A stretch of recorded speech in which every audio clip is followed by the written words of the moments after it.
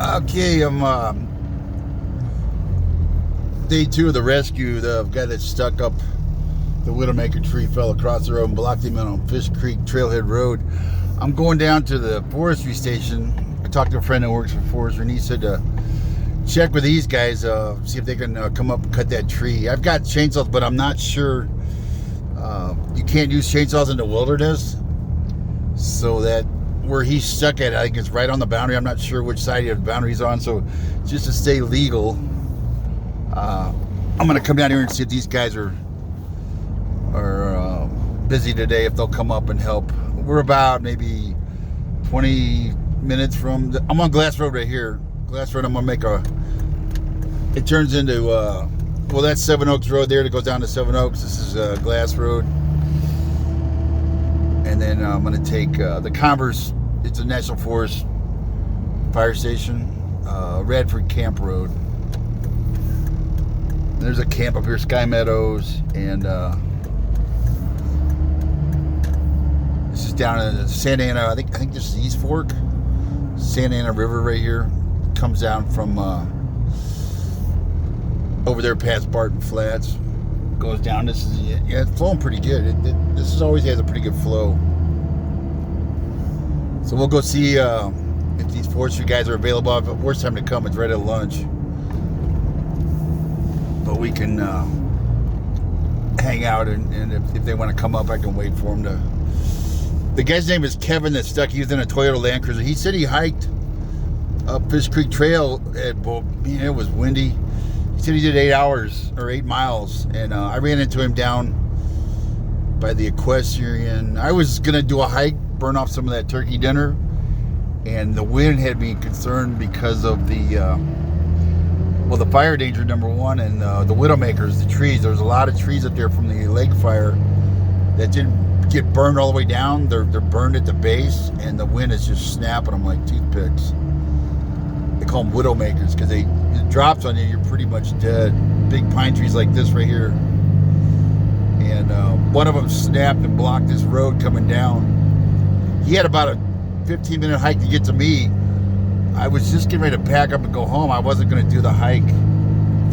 His lucky day, I saw him walking down the road, and I thought, what the heck is this guy doing? You know, I didn't see any vehicles, and he was the only one I saw. Except for down Coot Creek, I ran into some people on the Yellow Post campsite there. That must have been a heck of a night. The wind was just screaming through there.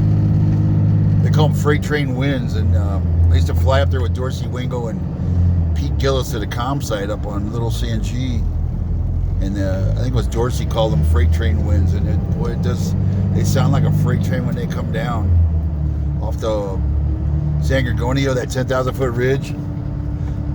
I've camped up there, backpack camped, and man, at night, you think there's a train going by. But here's the camp right up here. It's a short little jog off on the left here. Hopefully, those guys, I see vehicles, which is good. Hopefully, yeah, they're open. There's a camp, Sky Meadows, right there. We'll go in here and see what the firefighters are doing. Hopefully they can help out, keep it legal.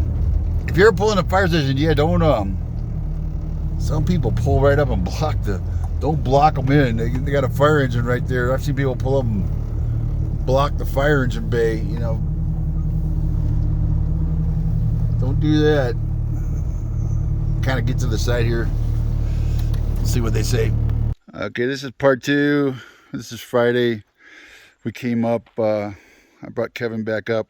This is Kevin. You want to tell us what happened? Yeah, what happened yesterday was I went up there to go hiking, and I went up to the Fish Creek Trail.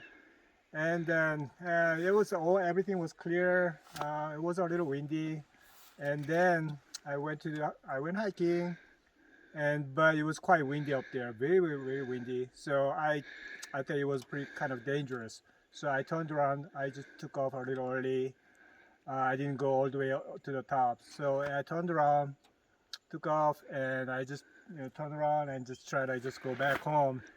Then what happened was you found this tree, huh? And then I thought I was I thought I took the wrong fire road. So I wanted to make sure I'm on the right. I'm on the right. I double checked my map. Yeah, you're on the right road. Yeah, I was Let's on the walk right down. road, and then I couldn't believe my eyes, and I got trapped.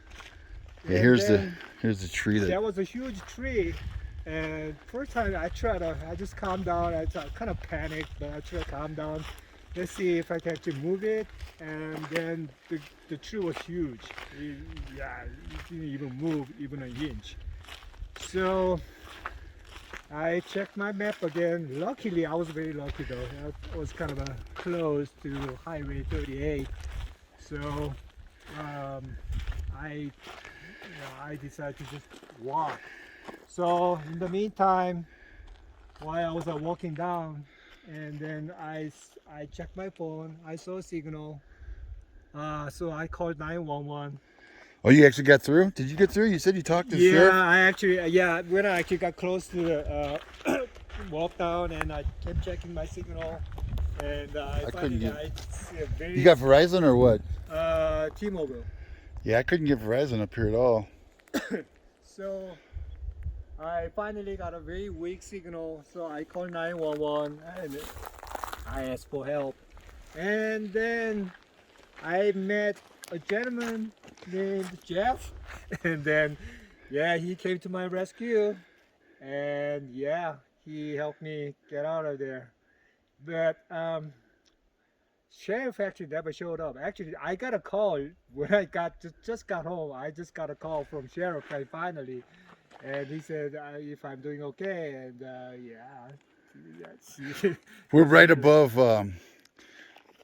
the road down there goes to Coon Creek on the left. This is the right fork that goes up to Fish Creek. That we're about maybe 1/8 a mile up from the fork that goes to Fish Creek Trailhead and Aspen Grove Trailhead. So it's open now, and I went down and got the Converse station guys, and they came up. They beat us here. I had to go get Kevin and Sugarloaf. They beat us here, and they already saw it. We ran into them coming out. They were on a brush fire. They had a brush fire call, so I was hoping to be able to film them cutting it. It didn't take them long. I showed them a picture of it, and I've got my saws with me now. It would have been a pretty. See what they did there? They just looks like they sawed it, and then the middle log they probably rolled off the side here. Actually, there it is. They chunked it up, and there it is right there. That's what I was going to do. Was going to cut it here, and then chunk it it looks in like the- at the bottom is in the already pieces. burned. That's why. It's weak from the fire. See how it burned? Yeah, the bottom is the top seems to be okay, but bottom. Yeah, that's what makes them widowmakers. Yeah. The wind comes in here. The bottom is okay. And I tried to pull it yesterday with the winds. That's in part one. I tried to grab it and just pull it downhill. But you can see how it's blocking the trees were blocking the top off. And there's a big boulder on that was blocking it. I thought maybe it was dead and I could yank it and break it, but like Kevin said, it was a good tree up here. I said 2 foot. That thing's only about a foot. I was a little off. Well, I said 2 foot at the base. Yeah, 1.5 feet. But that's it. Kevin's free. I'm safe. He's safe. Thanks to Jeff, and he saved my life. And you were geared up. You had the proper gear, the hiking gear, and he had a beacon on him, a PLB, just in case. That's why you carry a chainsaw. Always carry a chainsaw no matter what time of the year, because you could get blocked in, especially with heavy winds. Yeah, oh, I need to carry a chainsaw next time. Little. Yeah. I'll show you my chainsaws when we get over here. It's never good enough. Never good enough. See ya.